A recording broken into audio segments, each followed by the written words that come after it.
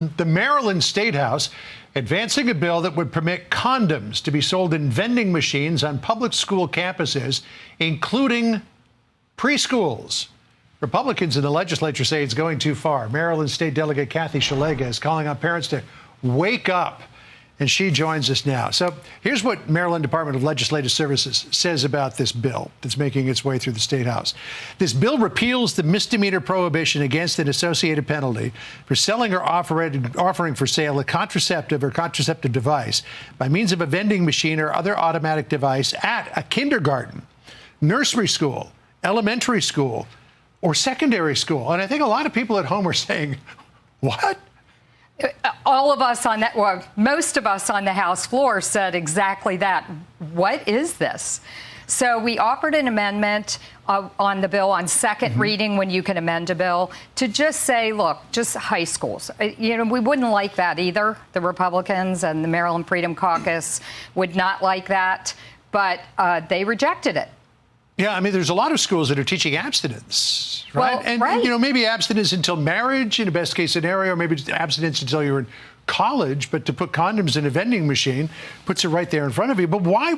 What justification is there for doing this at a nursery school or a kindergarten? I mean, unless you just want to make a very broad brush law that doesn't take a lot to interpret it. Let's say, put it that way. It makes no sense whatsoever.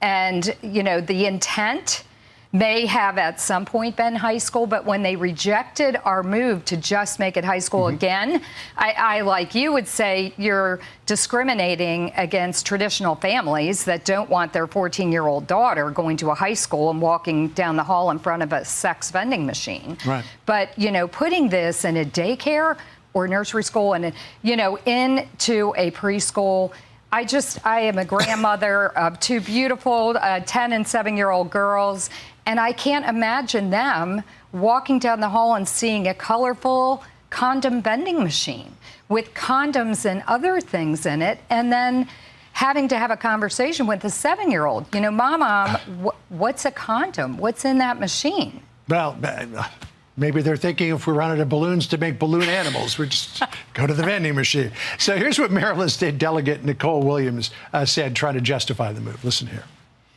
It's not dictating what school systems should and shouldn't do.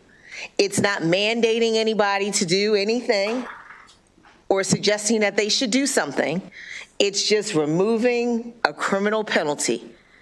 The sky is not going to fall if we pass this bill. I guess what she's saying there is it's not like you're going to suddenly see condoms at preschool. It just removes the criminal penalty, and then schools are free to do what they want to do with this. Well, that's how they start, right, John? They start by saying, oh, don't object to this. But in the meantime, there was another bill on the Health and Government Operations Committee to put Plan B, birth control pills, all kinds of things in high schools. So, you know, they're playing chess. Plan, you know, first move, we remove the penalties so we can get the vending machine in the high school and other schools as well.